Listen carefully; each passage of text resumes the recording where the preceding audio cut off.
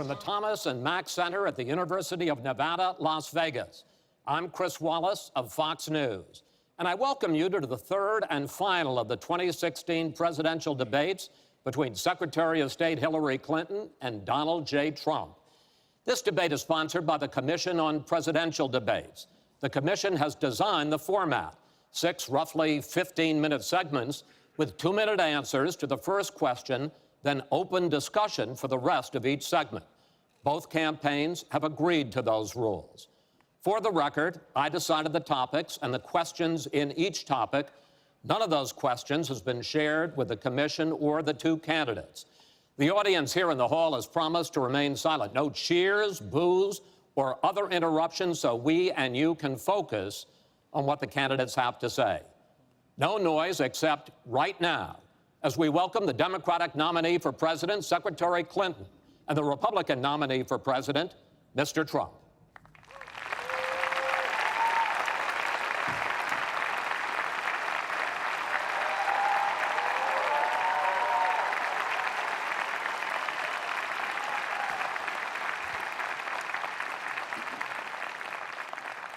Secretary Clinton, Mr. Trump, welcome. Let's get right to it. The first topic is the Supreme Court. You both talked briefly about the court in the last debate, but I want to drill down on this because the next president will almost certainly have at least 1 appointment and likely or possibly 2 or 3 appointments, which means that you will, in effect, determine the balance of the court for what could be the next quarter century. First of all, where do you want to see the court take the country? And secondly, what's your view on how the Constitution should be interpreted? Do the founders' words mean what they say, or is it a living document to be applied flexibly according to changing circumstances? In this segment, Secretary Clinton, you go first. You have 2 minutes. Thank you very much, Chris, and thanks to UNLV for hosting us. You know, I think when we talk about the Supreme Court, it really raises the central issue in this election. Namely, what kind of country are we going to be? What kind of opportunities will we provide for our citizens? What kind of rights will Americans have? And I feel strongly that the Supreme Court needs to stand on the side of the American people, not on the side of the powerful, corporations, and the wealthy. For me, that means that we need a Supreme Court that will stand up on behalf of women's rights, on behalf of the rights of the LGBT community, that will stand up and say no to Citizens United, a decision that has undermined the election system in our country because of the way it permits dark, unaccountable money to come into our electoral system. I have major disagreements with my opponent about these issues and others that will be before the Supreme Court. But I feel that at this point in our country's history, it is important that we not reverse marriage equality, that we not reverse Roe v. Wade, that we stand up against Citizens United, we stand up for the rights of people in the workplace, that we stand up and basically say the Supreme Court should represent all of us. That's how I see the court, and the kind of people that I would be looking to nominate to the court would be in the great tradition of standing up to the powerful, standing up on behalf of our rights as Americans. And I look forward to having that opportunity. I would hope that the Senate would do its job and confirm the nominee that President Obama has sent to them. That's the way the Constitution fundamentally should operate. The president nominates, and then the Senate advises and consents or not, but they go forward with the process. Secretary Clinton, thank you. Mr. Trump, same question. Where do you want to see the court take the country, and how do you believe the Constitution should be interpreted? Well, first of all, it's great to be with you, and thank you, everybody. The Supreme Court, it's what it's all about. Our country is it's just so imperative that we have the right justices. Something happened recently where Justice Ginsburg made some very, very inappropriate statements toward me and toward a tremendous number of people, many, many millions of people that I represent. And she was forced to apologize, and apologize she did. But these were statements that should never, ever have been made. We need a Supreme Court that, in my opinion, is going to uphold the Second Amendment and all amendments, but the Second Amendment, which is under absolute siege. I believe if my opponent should win this race, which I truly don't think will happen, we will have a Second Amendment which will be a very, very small replica of what it is right now. But I feel that it's absolutely important that we uphold because of the fact that it is under such trauma. I feel that the justices that I am going to appoint, and I've named 20 of them, the justices that I'm going to appoint will be pro-life. They will have a conservative bent. They will be protecting the Second Amendment. They are great scholars in all cases, and they're people of tremendous respect. They will interpret the Constitution the way the founders wanted it interpreted, and I believe that's very, very important. I don't think we should have justices appointed that decide what they want to hear. It's all about the Constitution and so important, the Constitution the way it was meant to be. And those are the people that I will appoint. Mr. Trump, thank you. We now have about 10 minutes for an open discussion. I want to focus on two issues that, in fact, by the justices that you name, could end up changing the existing law of the land. First is one that you mentioned, Mr. Trump, and that is guns. Secretary Clinton, you said last year, and let me quote, "The Supreme Court is wrong on the Second Amendment." And now, in fact, in the 2008 Heller case, the court ruled that there is a constitutional right to bear arms, but a right that is reasonably limited. Those were the words of the judge, Antonin Scalia, who wrote the decision. What's wrong with that? Well, first of all, I support the Second Amendment. I lived in Arkansas for 18 wonderful years. I represented upstate New York. I understand and respect the tradition of gun ownership. It goes back to the founding of our country. But I also believe that there can be and must be reasonable regulation. Because I support the Second Amendment doesn't mean that I want people who shouldn't have guns to be able to threaten you, kill you or members of your family. And so when I think about what we need to do, we have 33,000 people a year who die from guns. I think we need comprehensive background checks, need to close the online loophole, close the gun show loophole. There's other matters that I think are sensible, that are the kind of reforms that would make a difference, that are not in any way conflicting with the Second Amendment. You mentioned the Heller decision, and what I was saying that you referenced, Chris, was that I disagreed with the way the court applied the Second Amendment in that case, because what the District of Columbia was trying to do was to protect toddlers from guns. And so they wanted people with guns to safely store them.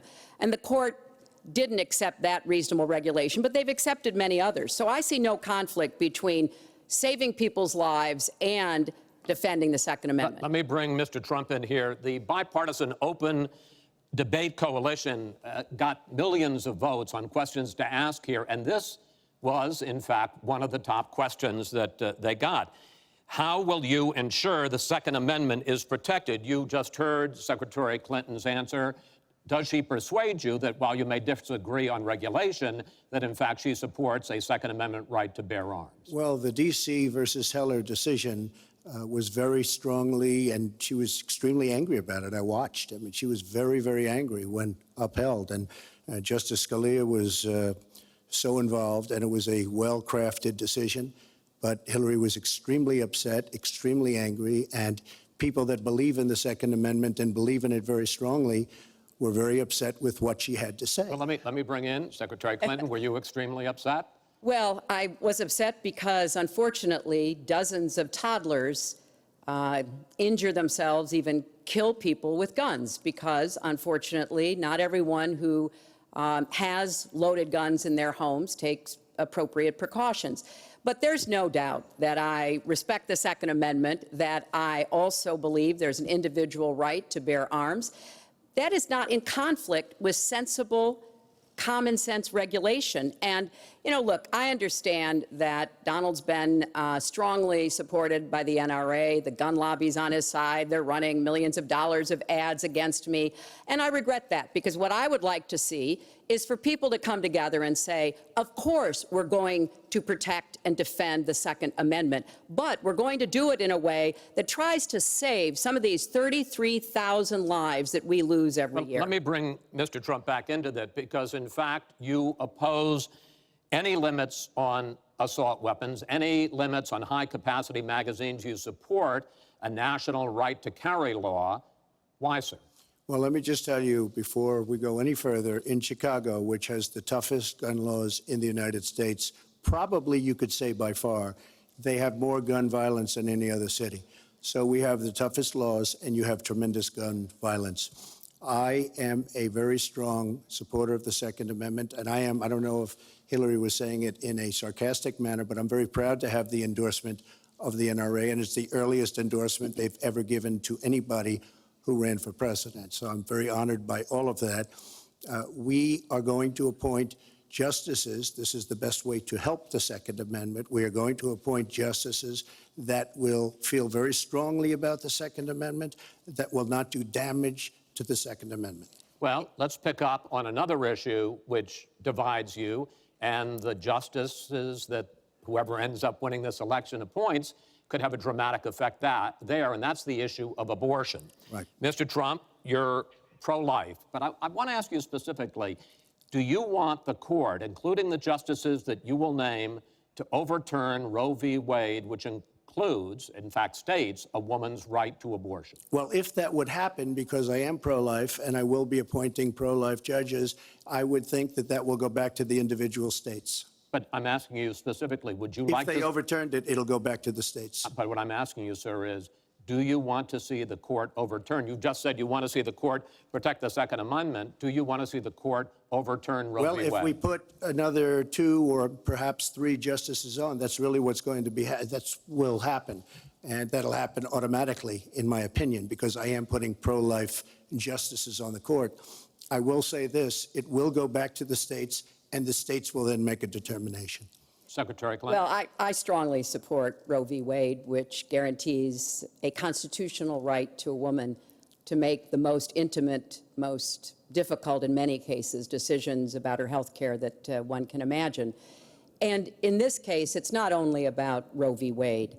It is about what's happening right now in America. So many states are putting very stringent regulations on women that block them from exercising that choice, to the extent that they are defunding Planned Parenthood, which, of course, provides all kinds of cancer screenings and other benefits for women in our country. Donald has said he's in favor of defunding Planned Parenthood. He even supported shutting the government down to defund Planned Parenthood. I will defend Planned Parenthood. I will defend Roe v. Wade, and I will defend women's rights to make their own health care decisions. And we have come too far to have that turned back now. And indeed, he said women should be punished, that there should be some form of punishment for women who obtain abortions. And I could just not be more opposed to that kind of thinking. I'm going to give you a chance to respond, but I want to ask you, Secretary Clinton, I want to explore how far you believe the right to abortion goes. You have been quoted as saying that the fetus has no constitutional rights. You also voted against a ban on late-term partial birth abortions. Why? Because Roe v. Wade very clearly sets out that there can be regulations on abortion so long as the life and the health of the mother are taken into account. And when I voted as a senator, I did not think that that was the case. The kinds of cases that fall at the end of pregnancy are often the most heartbreaking, painful decisions for families to make. I have met with women who, toward the end of their pregnancy, get the worst news one could get, that their health is in jeopardy if they continue to carry to term, or that something terrible has happened or just been discovered about the pregnancy. I do not think the United States government should be stepping in and making those most personal of decisions. So you can regulate if you are doing so with the life and the health of the mother taken into account. Mr. Trump, your reaction, and particularly on this issue of late-term partial birth Well, abortion. I think it's terrible. If you go with what Hillary is saying, in the 9th month, you can take the baby and rip the baby out of the womb of the mother just prior to the birth of the baby. Now, you can say that that's okay, and Hillary can say that that's okay, but it's not okay with me. Because based on what she's saying and based on where she's going and where she's been, you can take the baby and rip the baby out of the womb in the 9th month on the final day. And that's not acceptable. Well, that is not what happens in these cases. And using that kind of scare rhetoric is just terribly unfortunate. You should meet with some of the women that I've met with, women I've known over the course of my life. This is one of the worst possible choices that any woman and her family has to make. And I do not believe the government should be making it. You know, I've had the great honor of traveling across the world on behalf of our country. I've been to countries where governments either forced women to have abortions like they used to do in China, or forced women to bear children like they used to do in Romania. And I can tell you the government has no business in the decisions that women make with their families in accordance with their faith, with medical advice, and I will stand up for that right. All right. But just briefly, I want to move on to another honestly, segment. nobody has business doing what I just said, doing that as late as 1 or 2 or 3 or 4 days prior to birth. Nobody has that. All right. Let's move on to the subject of immigration. And there is almost no issue that separates the two of you more than the issue of immigration. Actually, there are a lot of issues that separate the two of you. Mr. Trump, you want to build a wall. Secretary Clinton, you have offered no specific plan for how you want to secure our southern border. Mr. Trump, you are calling for major deportations. Secretary Clinton, you say that within your first 100 days as president, you're going to offer a package that includes a pathway to citizenship. The question really is, why are you right and your opponent wrong? Mr. Trump, you go first in this segment. You have 2 minutes. Well, first of all, she wants to give amnesty, which is a disaster and very unfair to all of the people that are waiting in line for many, many years. We need strong borders. In the audience tonight, we have 4 mothers of, I mean, these are unbelievable people that I've gotten to know over a period of years whose children have been killed, brutally killed by people that came into the country illegally. You have thousands of mothers and fathers and relatives all over the country. They're coming in illegally. Drugs are pouring in through the border. We have no country if we have no border. Hillary wants to give amnesty. She wants to have open borders. The border secure, as you know, the Border Patrol agents, 16,500 plus ICE last week endorsed me. First time they've ever endorsed a candidate.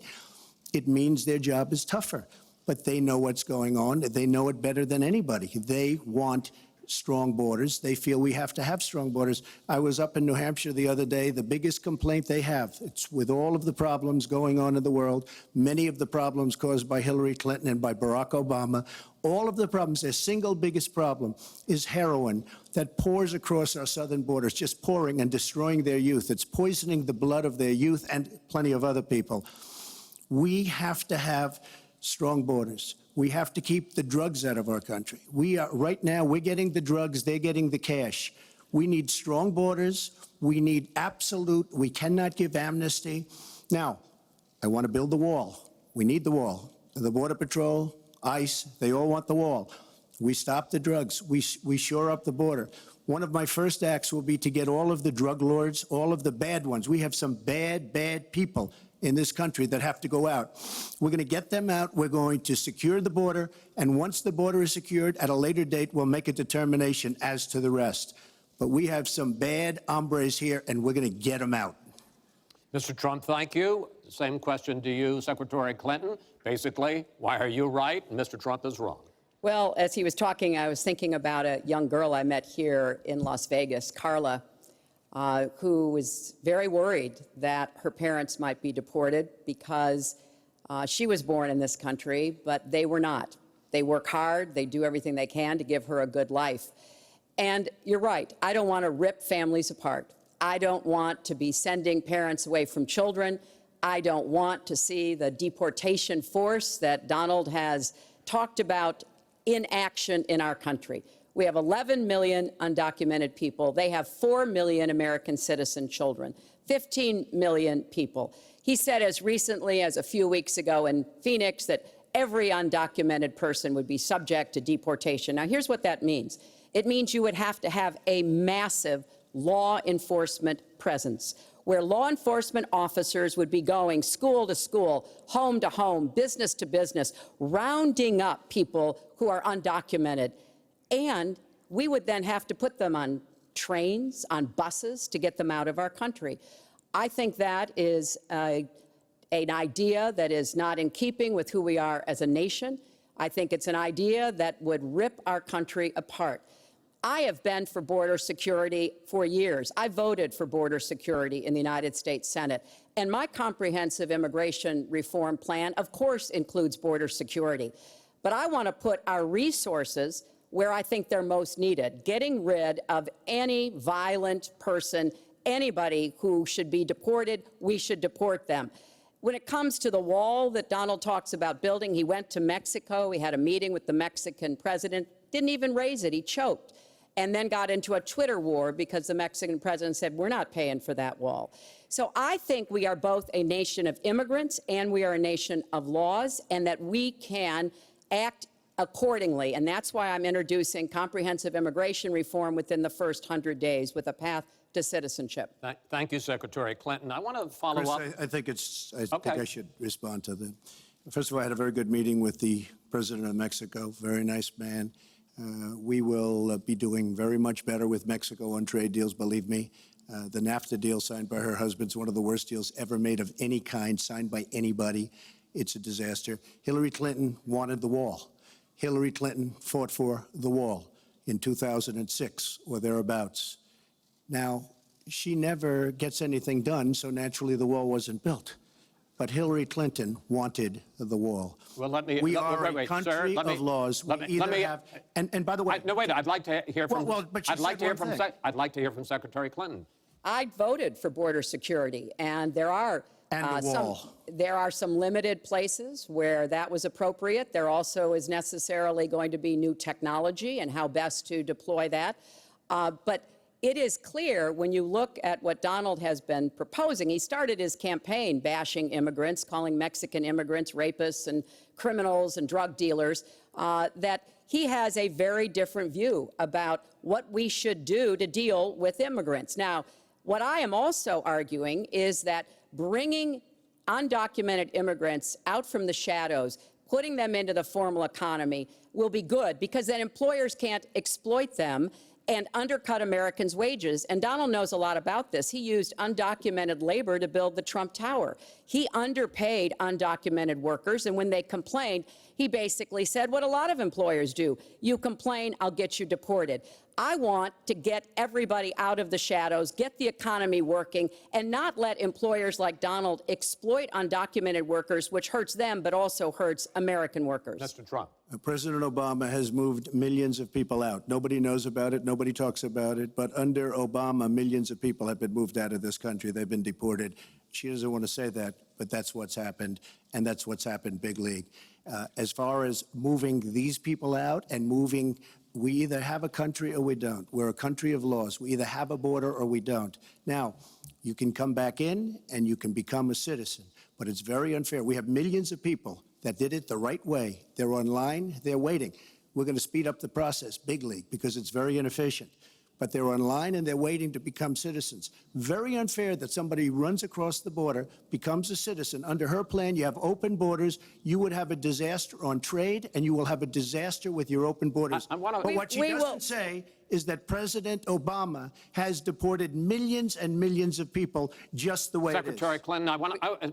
We will not have open borders. Well, let me that is a rank mischaracterization. Secretary Clinton. We will have secure borders, but we will also have reform. And this used to be a bipartisan issue. Ronald Reagan was the last president to sign immigration reform, and George W. Bush supported it as well. Secretary Clinton, I want to clear up your position on this issue, because in a speech you gave to a Brazilian bank for which you were paid $225,000, we've learned from the WikiLeaks that you said this, and I want to quote, "My dream is a hemispheric common market with open trade and open borders." So that's the question.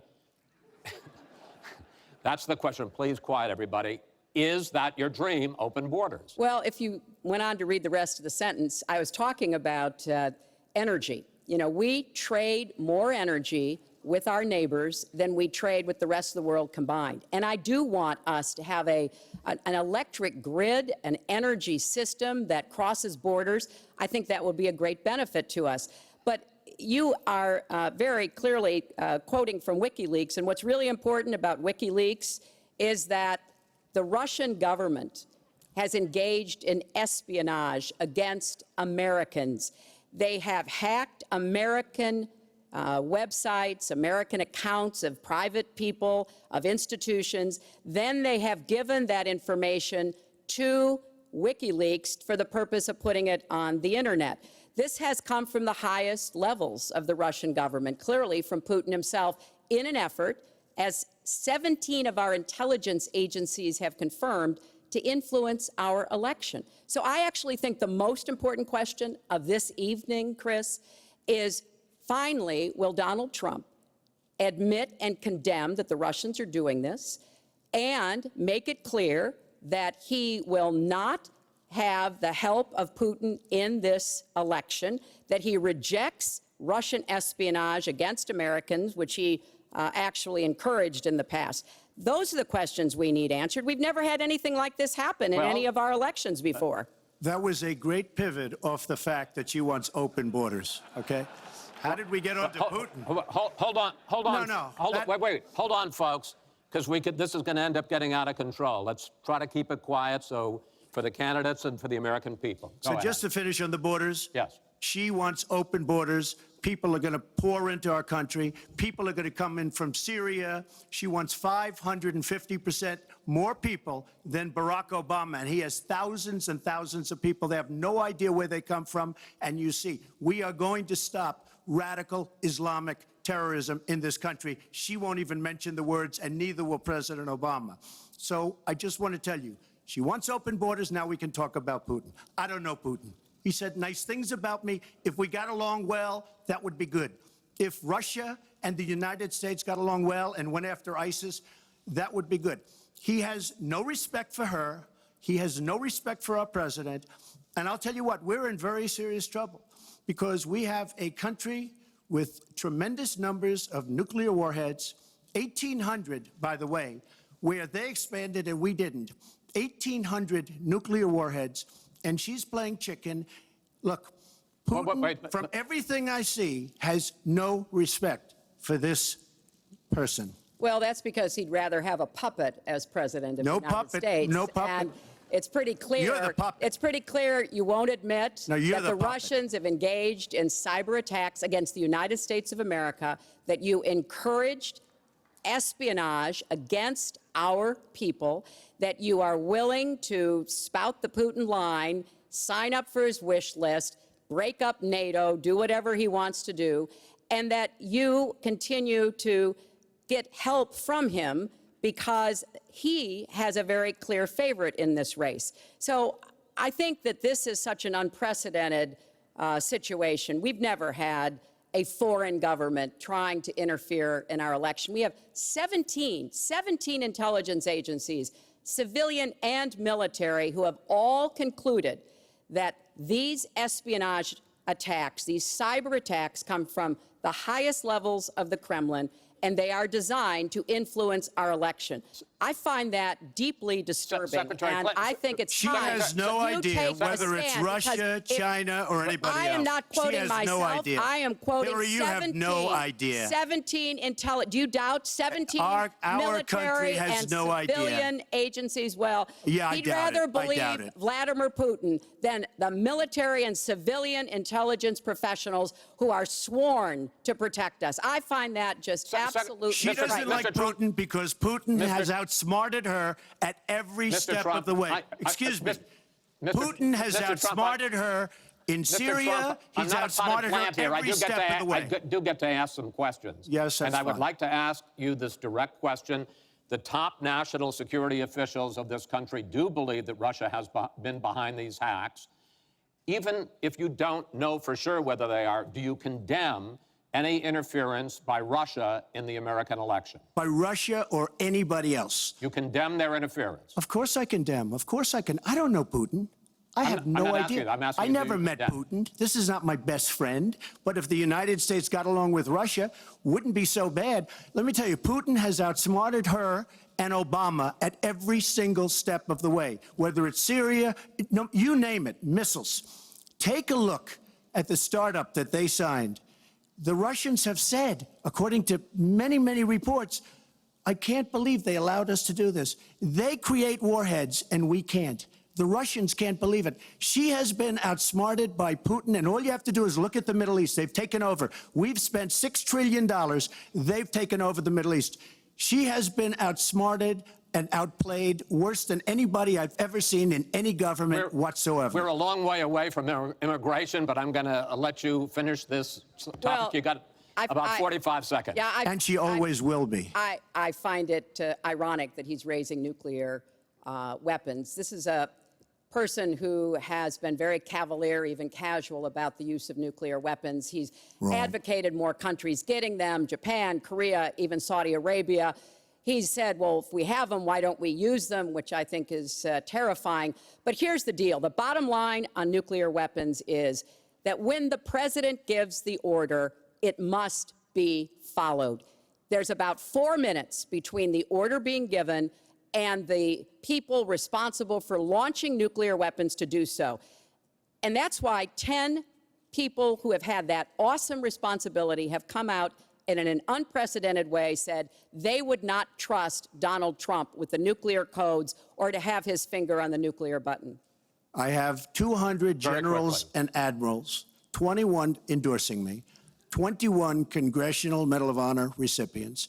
As far as Japan and other countries, we are being ripped off by everybody in the world. We're defending other countries. We are spending a fortune doing it. They have the bargain of the century. All I said is we have to renegotiate these agreements because our country cannot afford to defend Saudi Arabia, Japan, Germany, South Korea, and many other places. We cannot continue to afford. She took that as saying nuclear weapons. Look, she's been proven to be a liar on so many different ways. This is just another lie. Well, I'm just quoting you when There's you were no asked quote. about You're a not going to find a potential quote from me. nuclear competition in Asia. You said, you know, go ahead, enjoy yourselves, folks. That kind And of defend language, yourselves. the And defend United yourselves. I didn't say States has nuclear. kept And the defend peace. yourself. The United States has kept the peace through our alliances. Donald wants to tear up our alliances. I think it makes the world safer, and frankly, it makes the United States safer. I would work with our allies in Asia, in Europe, in the Middle East, and elsewhere. That's the only way we're going to be able to keep the peace. We are going to move on to the next topic, which is the economy, and I hope we handle that as well as we did immigration. You also have very different ideas about how to get the economy growing faster. Secretary Clinton, in your plan, government plays a big role. You see more government spending, more entitlements, more tax credits, more tax penalties. Mr. Trump, you want to get government out with lower taxes and less regulation. Yes. We're going to drill down into this a little bit more, but in this overview, please explain to me why you believe that your plan will create more jobs and growth for this country and your opponent's plan will not. In this round, you go first, Secretary Clinton. Well, I think when the middle class thrives, America thrives. And so my plan is based on growing the economy, giving middle class families many more opportunities. I want us to have the biggest jobs program since World War II, jobs in infrastructure and advanced manufacturing. I think we can compete with high-wage countries, and I believe we should. New jobs and clean energy, not only to fight climate change, which is a serious problem, but to create new opportunities and new businesses. I want us to do more to help small business. That's where 2/3 of the new jobs are going to come from. I want us to raise the national minimum wage because people who live in poverty should not, who work full-time should not still be in poverty. And I sure do want to make sure women get equal pay for the work we do. I feel strongly that we have to have an education system that starts with preschool and goes through college. That's why I want more technical education in high schools and in community colleges, real apprenticeships to prepare young people for the jobs of the future. I want to make college debt-free, and for families making less than $125,000, you will not get a tuition bill from a public college or university if the plan that I worked on with Bernie Sanders is enacted. And we're going to work hard to make sure that it is, because we are going to go where the money is. Most of the gains in the last years since the Great Recession have gone to the very top. So we are going to have the wealthy pay their fair share. We're going to have corporations make a contribution greater than they are now to our country.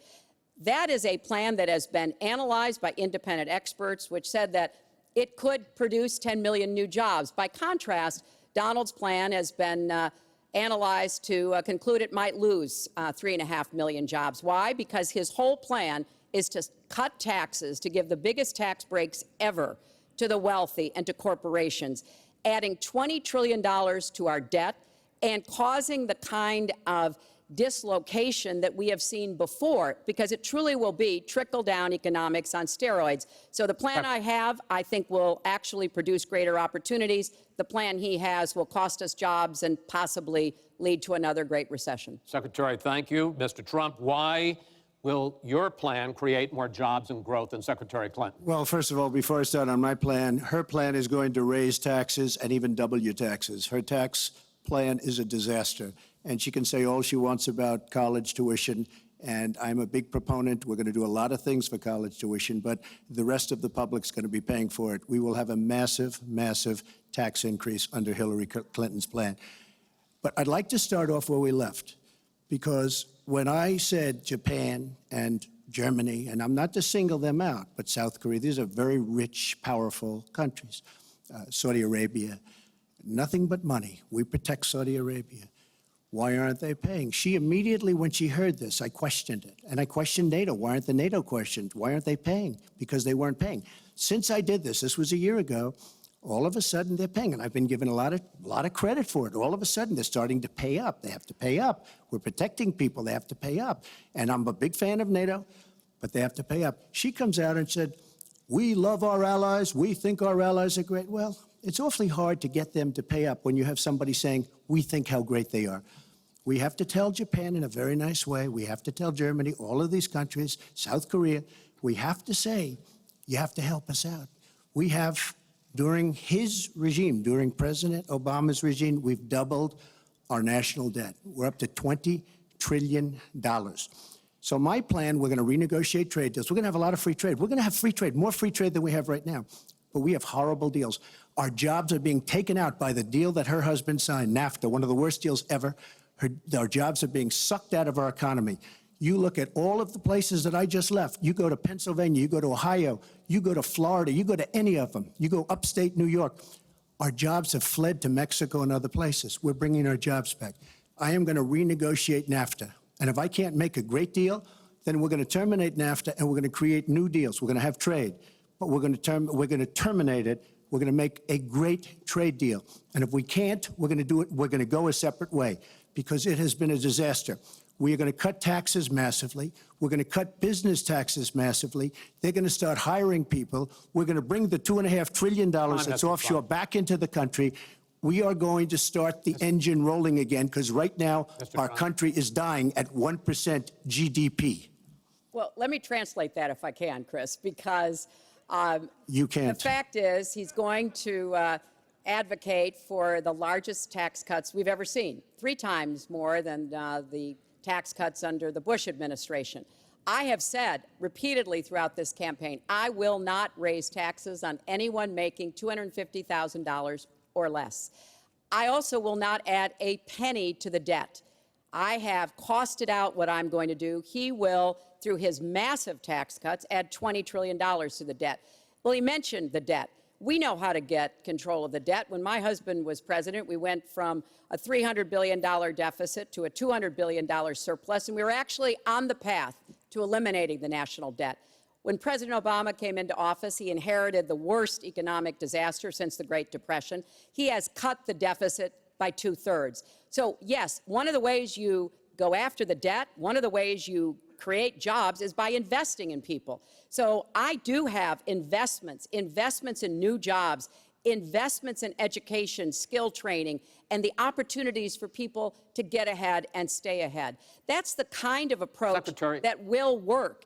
Cutting taxes on the wealthy, we've tried that. Secretary. It has not worked the way that it has been Secretary promised. Clinton, I want to pursue your plan because in many ways it is similar to the Obama stimulus plan in 2009, which has led to the slowest GDP growth since 1949. Correct. Thank you, sir. You told me in July when we spoke that the problem is that President Obama didn't get to do enough in what he was trying to do with this stimulus. So is your plan basically even more of the Obama stimulus? Well, it's a combination, Chris. And let me say that when you inherit the level of economic catastrophe that President Obama inherited, it was a real touch-and-go situation. I was in the Senate before I became Secretary of State. I've never seen people as physically distraught as the Bush administration team was because of what was happening to the economy. I personally believe that the steps that President Obama took saved the economy. He doesn't get the credit he deserves for taking some very hard positions. But it was a terrible recession. So now we've dug ourselves out of it. We're standing, but we're not yet running. So what I am proposing is that we invest from the middle out and the ground up, not the top down. That is not going to work. That's why what I have put forward doesn't add a penny to the debt, but it is the kind of approach that will enable more people to take those new jobs, higher paying jobs. We're beginning to see some increase in incomes, and we certainly have had a long string of increasing jobs. We've got to do more to get the whole economy moving, and that's what I believe I will be able to do. Mr. Trump, even conservative economists who have looked at your plan say that the numbers don't add up, that your idea, and you've talked about 25 million jobs created, 4% Over a 10-year period. growth, is unrealistic. And they say, you talk a lot about growing the energy industry, they say with oil prices as low as they are right now, that's unrealistic as well. Your response? So I just left some high representatives of India. They're growing at 8%. China is growing at 7%, and that for them is a catastrophically low number. We are growing. Our last report came out, and it's right around the 1% level, and I think it's going down. Last week, as you know, at the end of last week, they came out with an anemic jobs report, a terrible jobs report. In fact, I said, is that the last jobs report before the election? Because if it is, I should win easily. It was so bad. The report was so bad. Look, our country is stagnant. We've lost our jobs. We've lost our businesses. We're not making things anymore, relatively speaking. Our product is pouring in from China, pouring in from Vietnam, pouring in from all over the world. I've visited so many communities. This has been such an incredible education for me, Chris. I've gotten to know so many. I've developed so many friends over the last year, and they cry when they see what's happened. I passed factories that were thriving 20, 25 years ago, and because of the bill that her husband signed and she blessed 100%, it is just horrible what's happened to these people in these communities. Now, she can say that her husband did well, but boy, did they suffer as NAFTA kicked in, because it didn't really kick in very much, but it kicked in after they left. Boy, did they suffer. That was one of the worst things that's ever been signed by our country. Now she wants to sign Trans-Pacific Partnership, and she wants it. She lied when she said she didn't call it the gold standard in one of the debates. She totally lied. She did call it the gold standard, and they actually fact-checked, and they said I was right. I was so honored. I want to give you a chance to briefly speak to that, and then I want to pivot to 1/6 And that of the will be as economy, bad as NAFTA. which is Obamacare. But go ahead, Well, briefly. First, let me say, number one, when I saw the final agreement for TPP, I said I was against it. It didn't meet my tests. I've had the same tests. Does it create jobs, raise incomes, and further our national security? I'm against it now. I'll be against it after the election. I'll be against it when I'm president. There's only one of us on this stage who's actually shipped jobs to Mexico, because that's Donald. He's shipped jobs to 12 countries, including Mexico. But he mentioned China. And, you know, one of the biggest problems we have with China is the illegal dumping of steel and aluminum into our markets. I have fought against that as a senator. I've stood up against it as Secretary of State.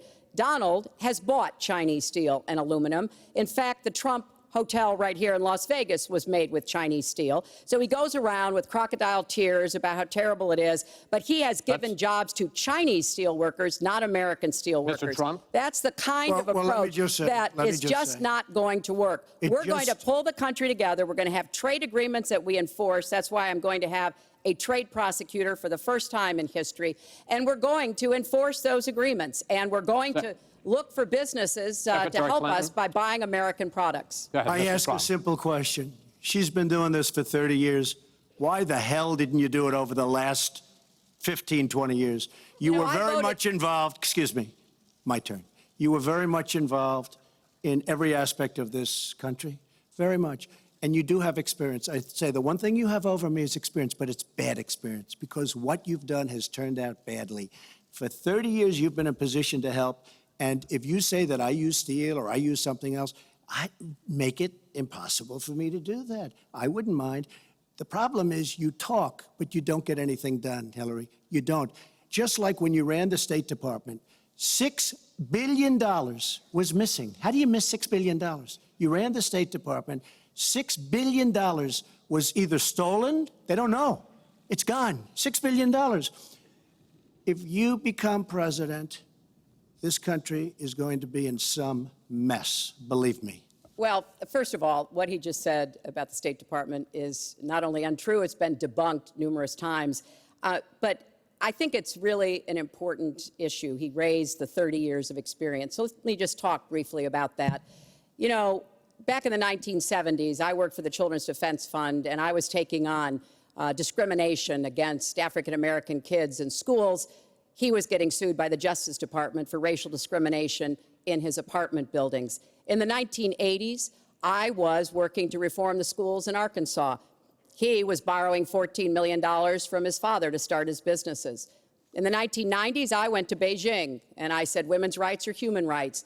He insulted a former Miss Universe, Alicia Machado, called her an eating machine. And on the day when I was in the Situation Room, monitoring the raid that brought Osama bin Laden to justice, he was hosting the Celebrity Apprentice. So I'm happy to compare my 30 years of experience, what I've done for this country, trying to help in every way I could, especially kids and families, get ahead and stay ahead, with your 30 years, and I'll let the American people make that decision. Well, I think I did a much better job. I built a massive company, a great company, some of the greatest assets anywhere in the world, worth many, many billions of dollars. I started with a $1 million loan. I agree with that. It's a $1 million loan, but I built a phenomenal company. And if we could run our country the way I've run my company, we would have a country that you would be so proud of. You would even be proud of it. And frankly, when you look at her real record, take a look at Syria, take a look at the migration, take a look at Libya, take a look at Iraq. She gave us ISIS because her and Obama created this huge vacuum.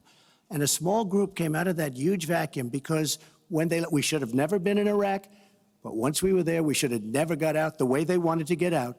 She gave us ISIS as sure as you are sitting there. And what happened is now ISIS is in 32 countries. And now I listen how she's going to get rid of ISIS. She's going to get rid of nobody. All right, we are going to get to foreign hotspots in a few moments, but the next segment is fitness to be president of the United States. Mr. Trump, at the last debate, you said your talk about grabbing women was just that, talk, and that you'd never actually done it. And since then, as we all know, 9 women have come forward and said that you either groped them or kissed them without their consent. Why would so many different women from so many different circumstances over so many different years, why would they all in this last couple of weeks make up, you deny this, why would they all make up these stories? And since this is a question for both of you, Secretary Clinton, Mr. Trump says what your husband did and that you defended was even worse. Mr. Trump, you go first. Well, first of all, those stories have been largely debunked. Those people, I don't know those people. I have a feeling how they came. I believe it was her campaign that did it, just like if you look at what came out today on the clips, where I was wondering what happened with my rally in Chicago and other rallies where we had such violence. She's the one in Obama that caused the violence. They hired people, they paid them $1,500, and they're on tape saying, be violent, cause fights, do bad things. I would say the only way, because those stories are all totally false, I have to say that. And I didn't even apologize to my wife, who's sitting right here, because I didn't do anything.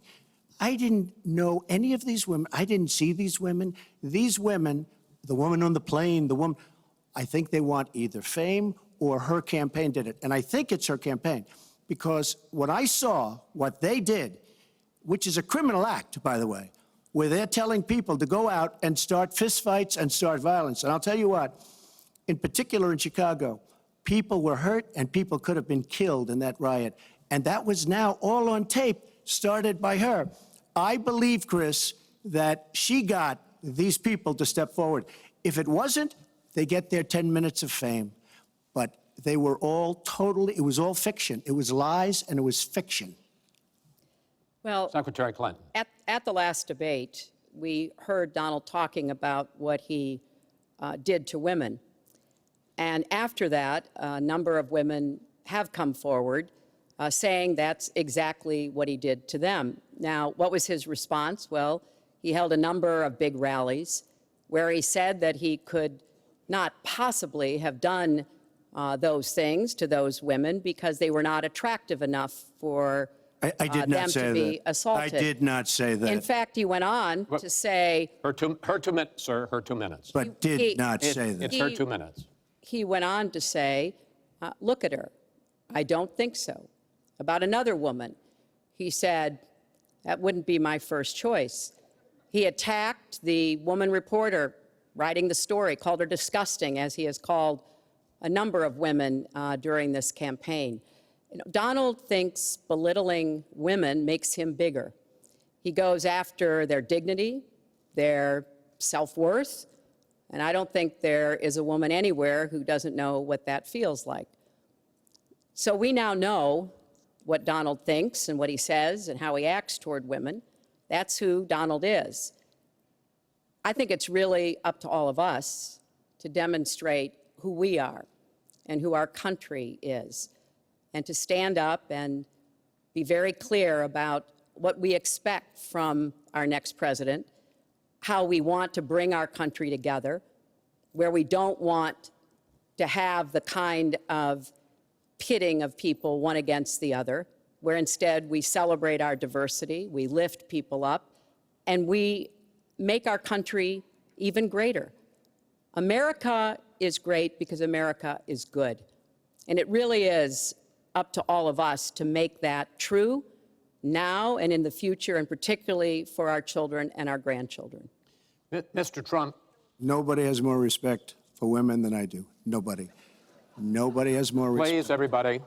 And frankly, those stories have been largely debunked. And I really want to just talk about something slightly different.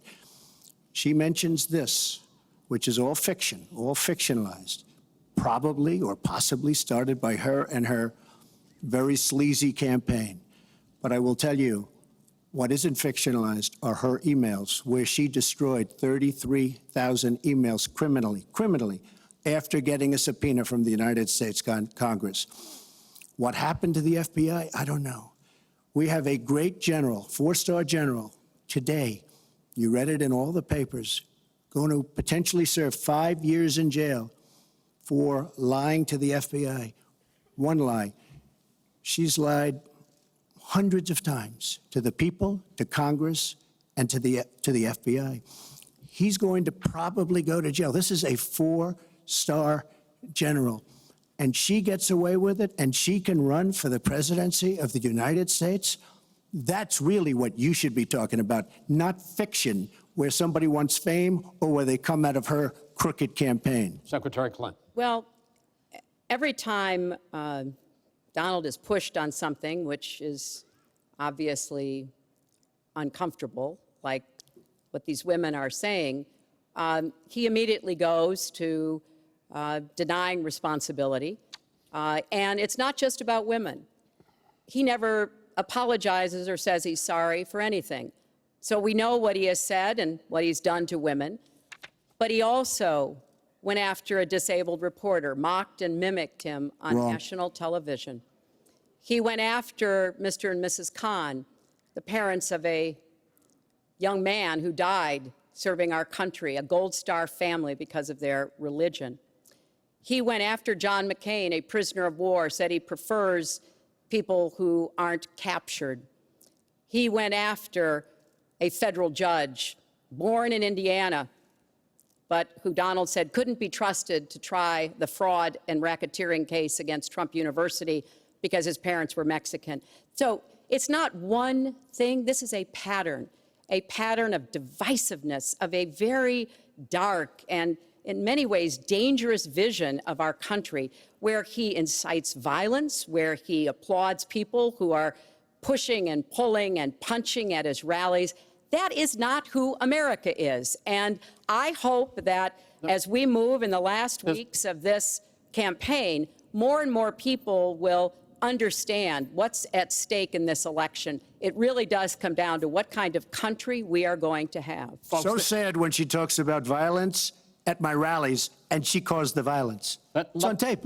During the last... The other things are false, but honestly, I'd love to talk about getting rid of ISIS, and I'd love to talk about other things. Okay. But those other charges, as she knows, There, are false. in this bucket about fitness to be president, there's been a lot of developments over the last 10 days since the last debate. I'd like to ask you about them. These are questions that the American people have. Secretary Clinton, during your 2009 Senate confirmation hearing, you promised to avoid even the appearance of a conflict of interest with your dealing with the Clinton Foundation while you were Secretary of State. But emails show that donors got special access to you. Those seeking grants for Haiti relief were considered separately from non-donors, and some of those donors got government contracts, taxpayer money. Can you really say that you kept your pledge to that Senate committee? And why isn't what happened and what went on between you and the Clinton Foundation, why isn't it what Mr. Trump calls pay to play? Well, everything I did as Secretary of State was in furtherance of our country's interests and our values. The State Department has said that. I think that's been proven. But I am happy. In fact, I'm thrilled to talk about the Clinton Foundation because it is a world-renowned charity. And I am so proud of the work that it does. You know, I could talk for the rest of the debate. I know I don't have the time to do that. But just briefly, the Clinton Foundation made it possible for 11 million people around the world with HIV/AIDS to afford treatment, and that's about half of all the people in the world who are getting treatment.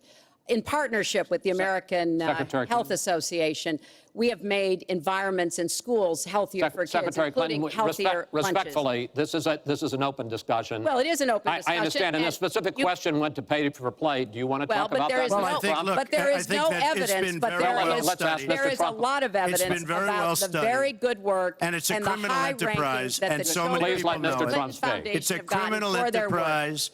Saudi Arabia giving $25 million, Qatar, all of these countries. You talk about women and women's rights. So these are people that push gays off buildings. These are people that kill women and treat women horribly, and yet you take their money. So I'd like to ask you right now, why don't you give back the money that you've taken from certain countries that treat certain groups of people so horribly? Why don't you give back the money? I think it would be a great gesture. Well, because she takes a tremendous amount of money, and you take a look at the people of Haiti. I was at a little Haiti the other day in Florida, and I want to tell you, they hate the Clintons because what's happened in Haiti with the Clinton Foundation is a disgrace. And you know it, and they know it, and everybody knows Secretary Well, Clinton. very quickly, we at the Clinton Foundation spend 90% of all the money that is donated on behalf of programs of people around the world and in our own country. I'm very proud of that. We have the highest rating from the watchdogs that follow foundations, and I'd be happy to compare what we do with the Trump Foundation, which took money from other people and bought a 6-foot portrait of Donald. I mean, who does that? It just was astonishing. But when it comes to Haiti, Haiti is the poorest country in our hemisphere. the earthquake and the hurricanes that has devastated Haiti. Bill and I have been involved in trying to help Haiti for many years. The Clinton Foundation raised $30 million to help Haiti after the catastrophic earthquake and all of the terrible problems the people there had. We've done things to help small businesses, agriculture, and so much else. And we're going to keep working to help Haiti because it's an important part of the American They don't want you to help them anymore. I'd like to mention one thing. Trump Foundation, small foundation. People contribute. I contribute. The money goes 100% goes to different charities, including a lot of military. I don't get anything. I don't buy boats. I don't buy planes. What happens is the money goes out. Wasn't some of the money used to settle your lawsuit, sir? No, it was, we put up the American flag, and that's it. They put up the American flag. We fought for the right in Palm Beach to put up the American flag. There was a penalty that was imposed by Palm Beach County, and the money came from your foundation. And by the way, the money, instead of Mar-a-Lago yourself, went to Fisher House, where they build houses. The money that you're talking about went to Fisher House, where they build houses for veterans and disabled. I want to get into one last... But of course, there's no way we can know whether any of that is true because he hasn't released his tax returns. He is the first candidate ever to run for president in the last 40-plus years who has not released his tax returns. So everything he says about charity or anything else, we can't prove it. You can look at our tax returns. We've got them all out there. But what is really troubling is that we learned in the last debate he has not paid a penny in federal income tax. And we were talking about immigrants a few minutes ago, Chris. You know, half of all immigrants, undocumented immigrants in our country, actually pay federal income tax. So we have undocumented immigrants in America who are paying more federal income tax than a billionaire. I find that so let me just tell you very astonishing. Simply, we're entitled, because of the laws that people like her pass, to take massive amounts of depreciation and other charges, and we do it. And all of her donors, just about all of them, I know Buffett took hundreds of millions of dollars, George Soros, took hundreds of millions of dollars. Let me just explain. All of her donors, most of her donors have done the same thing as I did. Okay. Well, and you know what you should have done? Folks, we heard and this. You know, Hillary, what you should have done? You should have changed the law when you were a United States Senator. If you don't like it. Yeah. Because your donors and your special interests are doing the same thing as I do, except even more so. Well, you should have changed the law, but you won't change the law because you take in so much money. I mean, I sat in my apartment today on a very beautiful hotel down the street, known as Trump. Made with Chinese steel. But I will tell you, I sat there watching ad after ad after ad, false ad, all paid for by your friends on Wall Street that gave so much money because they know you're going to protect them.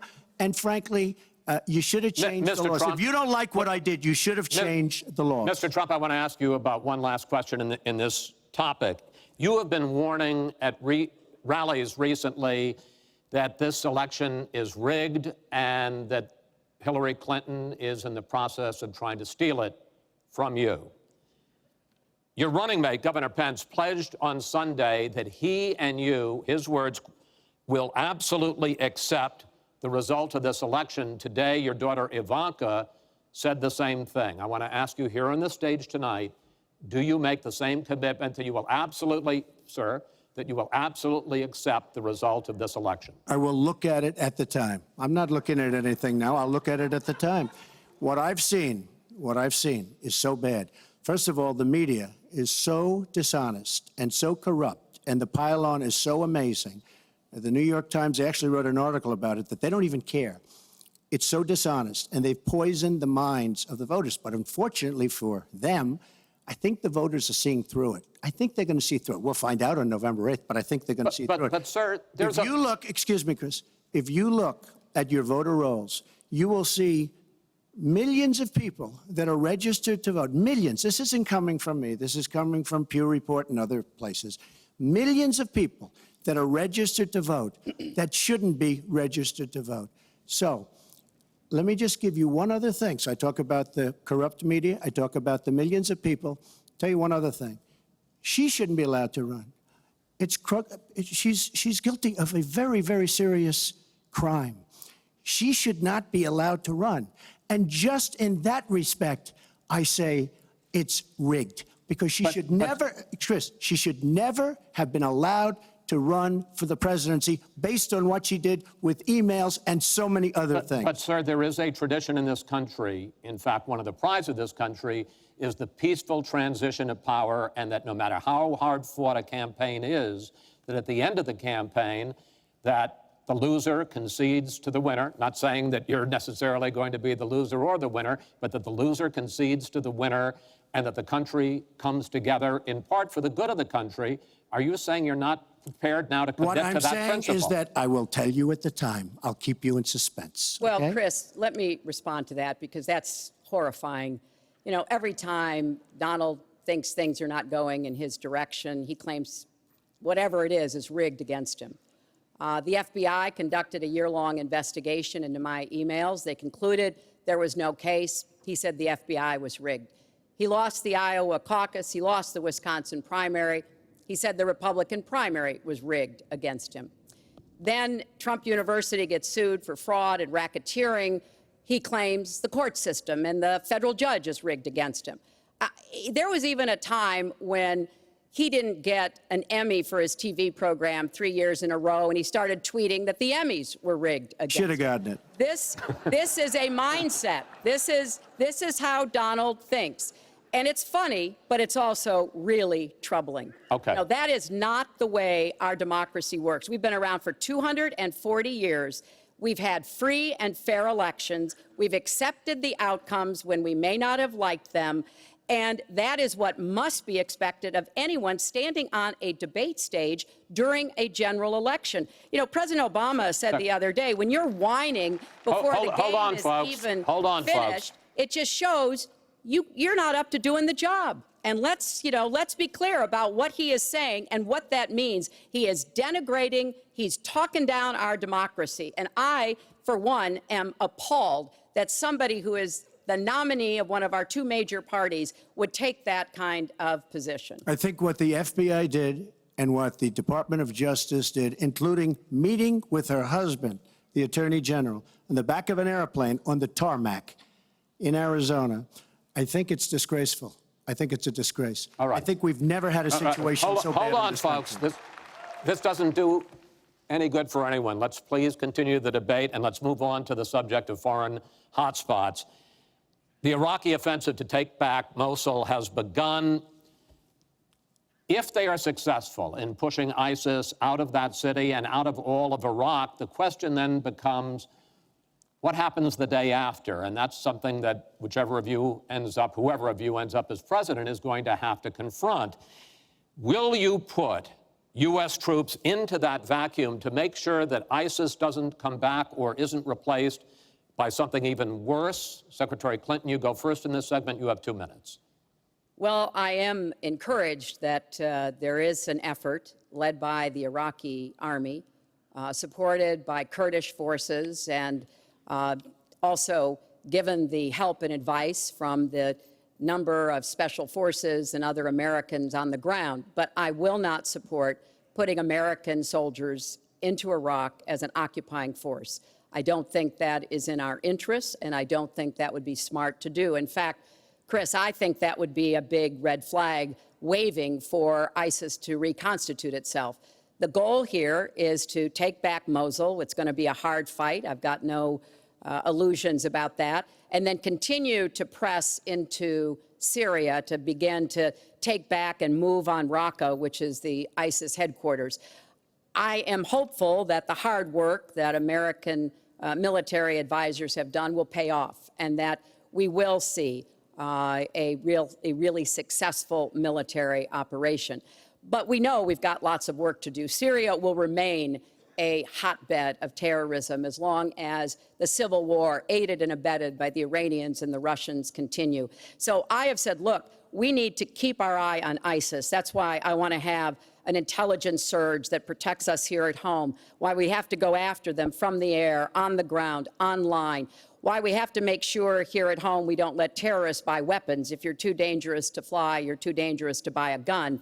And I'm going to continue to push for a no-fly zone and safe havens within Syria, not only to help protect the Syrians and prevent the constant outflow of refugees, but to frankly gain some leverage on both the Syrian government and the Russians so that perhaps we can have the kind of serious negotiation necessary to bring the conflict to an end and go forward on a political track. Mr. Trump, same question. If we are able to push ISIS out of Mosul and out of Iraq, would you be willing to put U.S. troops in there to prevent their return or something else? Let me tell you, Mosul's so sad. We had Mosul. But when she left, when she took everybody out, we lost Mosul. Now we're fighting again to get Mosul. The problem with Mosul and what they wanted to do is they wanted to get the leaders of ISIS who they felt were in Mosul. About 3 months ago, I started reading that they want to get the leaders and they're going to attack Mosul. Whatever happened to the element of surprise? Okay? We announced we're going after Mosul. I've been reading about going after Mosul now for about, how long is it, Hillary? 3 months? These people have all left. They've all left.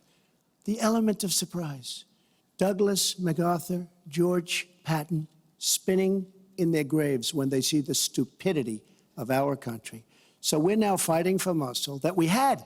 All she had to do is stay there. Now we're going in to get it. But you know who the big winner in Mosul is going to be after we eventually get it? And the only reason they did it is because she's running for the office of president. And they want to look tough. They want to look good. He violated the red line in the sand. And he made so many mistakes, made all mistakes. That's why we have the Great Migration. But she wanted to look good for the election. So they're going in. But who's going to get Mosul, really? We'll take Mosul eventually. By the way, if you look at what's happening, much tougher than they thought. Much, much tougher, much more dangerous, going to be more deaths than they thought. But the leaders that we wanted to get are all gone because they're smart. They say, what do we need this for? So Mosul is going to be a wonderful thing, and Iran should write us a letter of thank you, just like the really stupid, the stupidest deal of all time, a deal that's going to give Iran absolutely nuclear weapons. Iran should write us yet another letter saying thank you very much. Because Iran, as I said many years ago, Iran is taking over Iraq, something they've wanted to do forever, but we've made it so easy for them. So we're now going to take Mosul, and you know who's going to be the beneficiary? Iran. Boy, are they making, I mean, they are outsmarting. Look, you're not there. You might be involved in that decision, but you were there when you took everybody out of Mosul and out of Iraq. You shouldn't have been in Iraq, but you did vote for it. You shouldn't have been in Iraq, but once you were in Iraq, you should have never left the way. The point is, the big winner is going to be Iran. Well, you know, once again, Donald is implying that he didn't support the invasion of Iraq. I said it was a mistake. I've said that years ago. He has consistently denied what is a very clear fact, that before the invasion, he supported it. And, you know, I just want everybody to go Google it. Google Donald Trump, Iraq, and you will see the dozens of sources which verify that he was for the invasion of Iraq. And you can actually hear the audio of him saying that. Now, why does that matter? Well, it matters because he has not told the truth about that position. I guess he believes it makes him look better now to contrast with me because I did vote for it. But what's really important here is to understand all the interplay. Mosul is a Sunni city. Mosul is on the border of Syria. And yes, we do need to go after Baghdadi, and just like we went after bin Laden while you were doing Celebrity Apprentice, and we brought him to justice. We need to go after the leadership, but we need to get rid of them, get rid of their fighters. They're estimated several thousand fighters in Mosul. They've been digging underground. They've been prepared to defend. It's going to be tough fighting, but I think we can take back Mosul, and then we can move on into Syria and take back Raqqa.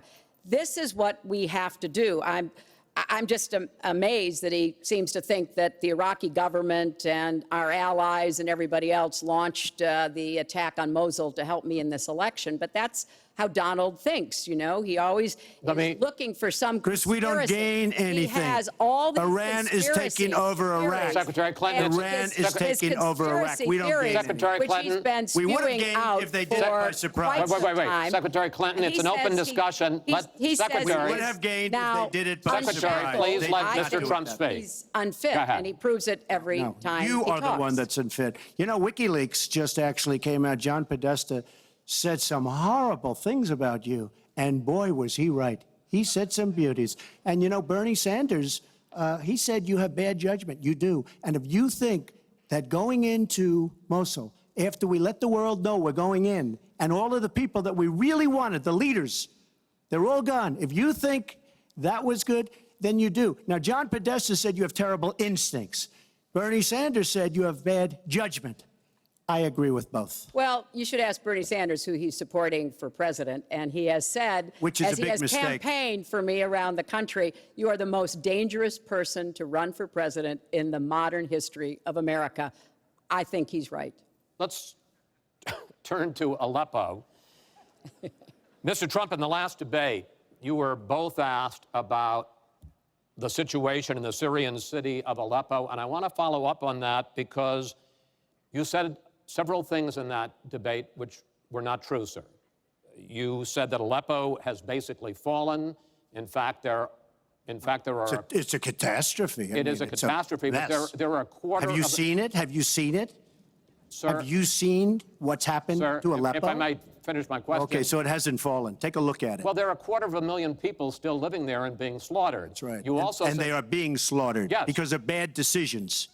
if I may just finish here, and you also said that that Syria and Russia are busy fighting ISIS. In fact, they have been the ones who've been bombing and shelling eastern Aleppo, and they just announced a humanitarian pause, in effect admitting that they have been bombing and shelling Aleppo. Would you like to clear that up, sir? Well, Aleppo is a disaster. It's a humanitarian nightmare, but it has fallen from from any standpoint. I mean, what do you need, a signed document? Take a look at Aleppo. It is so sad when you see what's happened. And a lot of this is because of Hillary Clinton, because what's happened is by fighting Assad, who turned out to be a lot tougher than she thought, and now she's going to say, oh, he loves Assad. He's just much tougher and much smarter than her and Obama.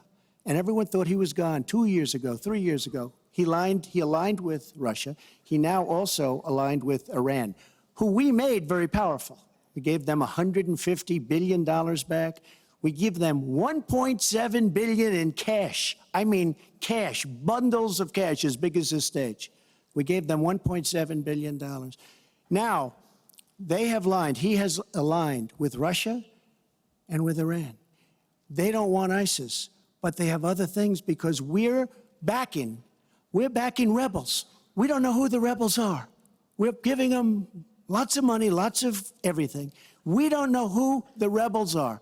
And when and if, and it's not going to happen because you have Russia and you have Iran now, but if they ever did overthrow Assad, you might end up with as bad as Assad is, and he's a bad guy. But you may very well end up with worse than Assad. If she did nothing, we'd be in much better shape.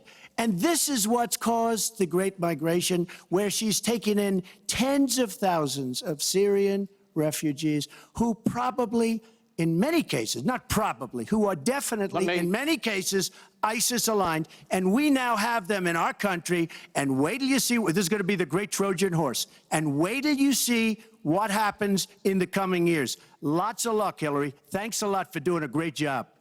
Secretary Clinton, you have talked about, and in the last debate and again today, that you would impose a no-fly zone to try to protect the people of Aleppo and to stop the killing there. President Obama has refused to do that because he fears it's going to draw us closer or deeper into the conflict. And General Joseph Dunford, the chairman of the Joint Chiefs of Staff, says, you impose a no-fly zone, chances are you're going to get into a war, his words, with Syria and Russia. So the question I have is, if you impose a no-fly zone, first of all, how do you respond to their concerns? Secondly, if you impose a no-fly zone and a Russian plane violates that, does President Clinton shoot that plane down? Well, Chris, first of all, I think a no-fly zone could save lives and could hasten the end of the conflict. I am well aware of the really legitimate concerns that you have expressed from both the president and the general. This would not be done just on the first day. This would take a lot of negotiation. It would also take making it clear to the Russians and the Syrians that our purpose here was to provide safe zones on the ground. We've had millions of people leave Syria, and those millions of people inside Syria who've been dislocated. So I think we could strike a deal and make it very clear to the Russians and the Syrians that this was something that we believed was in the best interests of the people on the ground in Syria. It would help us with our fight against ISIS. But I want to respond to what Donald said about refugees. He's made these claims repeatedly.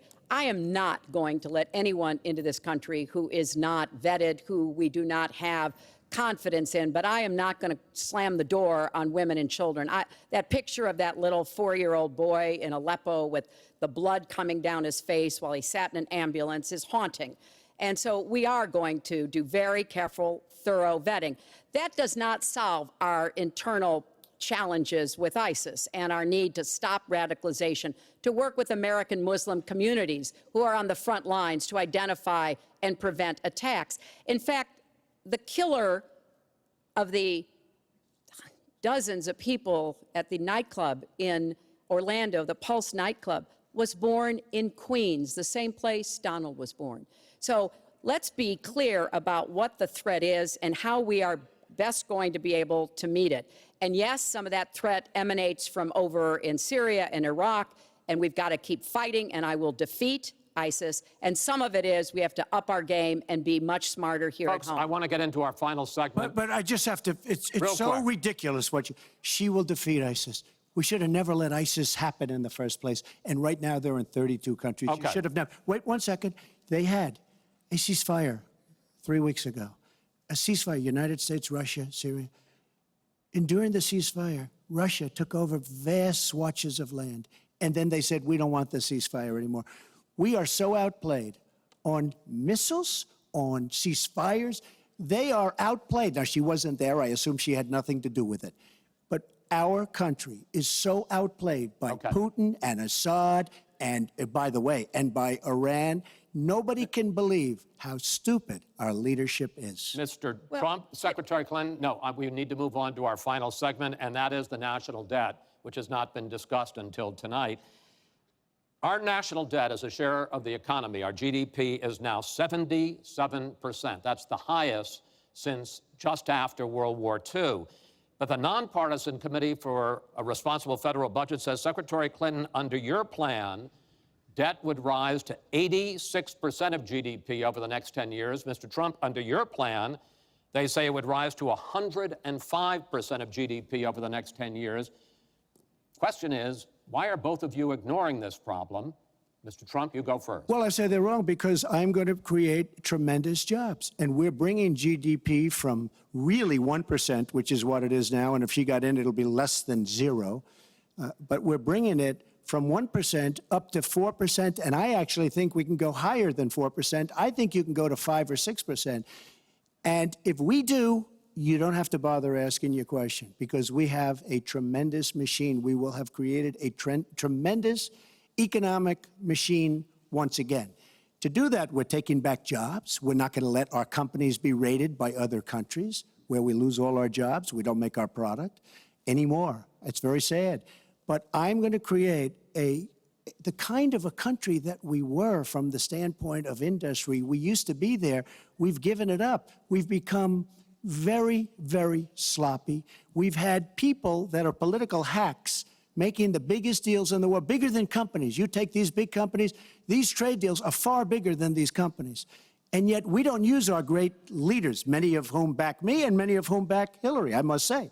But we don't use those people. Those are the people, these are the greatest negotiators in the world. We have the greatest business people in the world.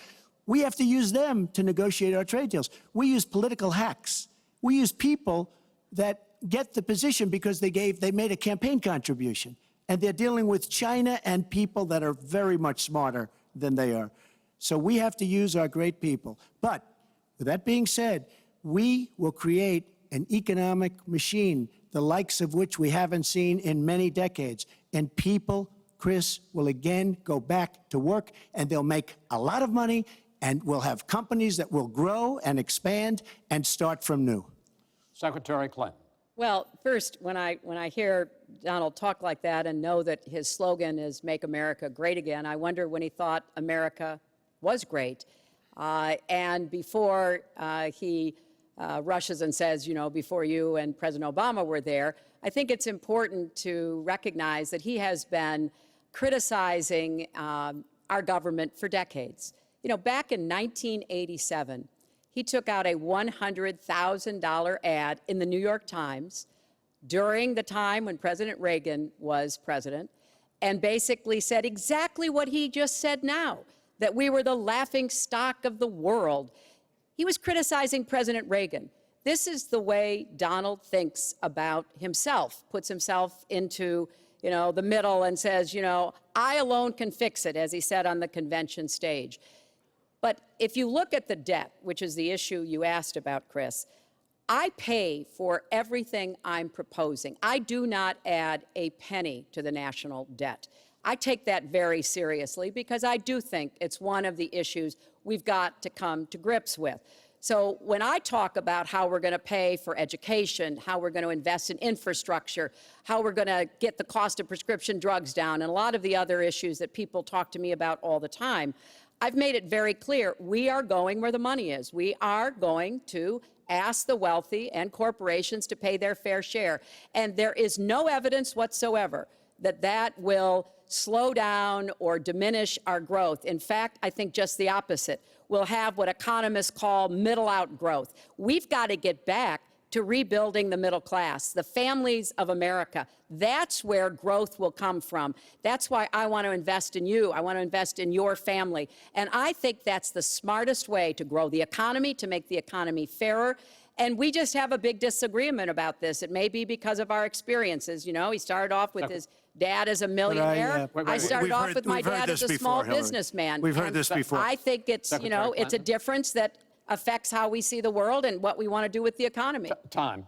Thank you, Hillary. Could I just respond? Well, no. Because sir, I did we're running out of disagree with time. Ronald Reagan very strongly on trade. I disagreed with him. We should have been much tougher on trade even then. I've been waiting for years. Nobody does it right. And frankly, now we're going to do it right. All right. The one last area I want to get into with you in this debate is the fact that the biggest driver of our debt is entitlements, which is 60% of all federal spending. Now, the Committee for Responsible Federal Budget has looked at both of your plans, and they say neither of you has a serious plan that is going to solve the fact that Medicare is going to run out of money in the 2020s, Social Security is going to run out of money in the 2030s, and at that time, recipients are going to take huge cuts in their benefits. So, in effect, the final question I want to ask you in this regard is, and let me start with you, Mr. Trump, would President Trump make a deal to save Medicare and Social Security that included both tax increases and benefit cuts, in effect, a grand bargain on entitlements? I'm cutting taxes. We're going to grow the economy. It's going to grow at a record rate. But that's not going to help on entitlements. It's going to totally help you. And one thing we have to do, repeal and replace the disaster known as Obamacare. It's destroying our country. It's destroying our businesses, our small business, and our big businesses. We have to repeal and replace Obamacare. You take a look at the kind of numbers that will cost us in the year 17. It is a disaster if we don't repeal and replace. Now, it's probably going to die of its own weight, but Obamacare has to go. The premiums are going up 60, 70, 80%. Next year, they're going to go up over 100%. And I'm really glad that the premiums have started. At least the people see what's happening, because she wants to keep Obamacare and she wants to make it even worse. And it can't get any worse. Bad health care at the most expensive price. We have to repeal and replace Obamacare. And Secretary Clinton, same question, because at this point, Social Security and Medicare are going to run out, the trust funds are going to run out of money. Will you, as president, will you consider a grand bargain, a deal that includes both tax increases and benefit cuts to try to save both programs? Well, Chris, I am on record as saying that we need to put more money into the Social Security Trust Fund. That's part of my commitment to raise taxes on the wealthy. My Social Security payroll contribution will go up, as will Donald's, assuming he can't figure out how to get out of it. But what we want to do is to replenish the Social Security Trust Fund by making sure that we have sufficient resources. And that will come from either raising the cap and or finding other ways to get more money into it. I will not cut benefits. I want to enhance benefits for low-income workers and for women who have been disadvantaged by the current Social Security system. But what Donald is proposing with these massive tax cuts will result in a $20 trillion additional national debt. That will have dire consequences for Social Security and Medicare. And I'll say something about the Affordable Care Act, which he wants to repeal. The Affordable Care Act extended the solvency of the Medicare Trust Fund. So if he repeals it, our Medicare problem gets worse. What we need to do is go Your after husband disagrees the with you. long-term health care drivers. We've got to get costs down, increase value, emphasize wellness. I have a plan for doing that, and I think that we will be able to get entitlement spending under control with more resources and smarter decisions. This is the final time, probably to both of your delight, that you're going to be on the stage together in this campaign.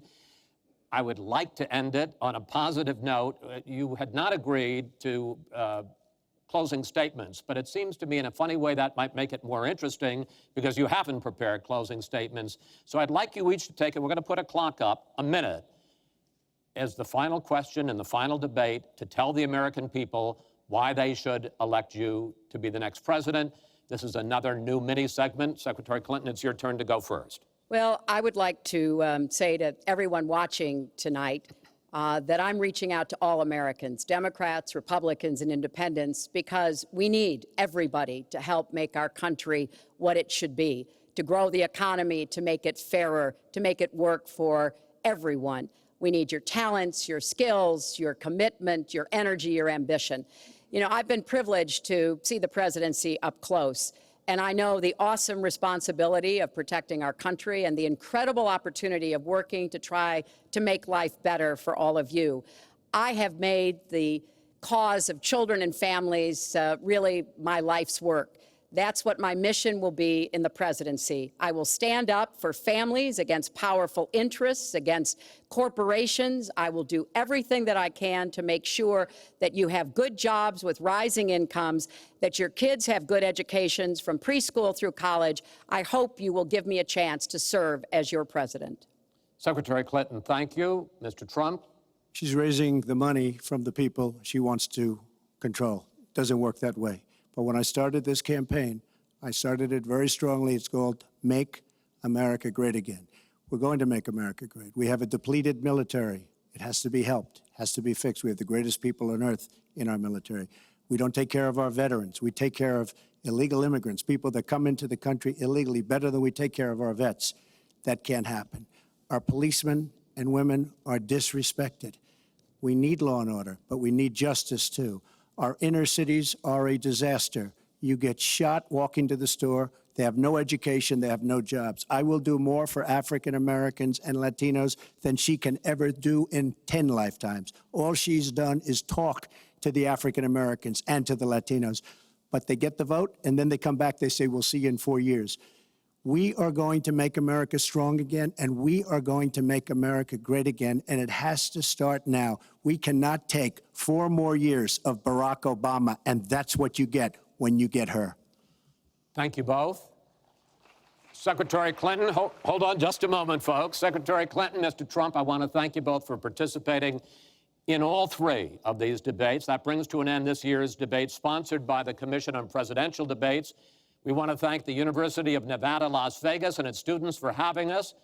Now the decision is up to you. While millions have already voted, Election Day, November 8th, is just 20 days away.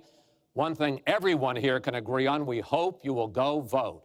It is one of the honors and obligations of living in this great country. Thank you, and good night.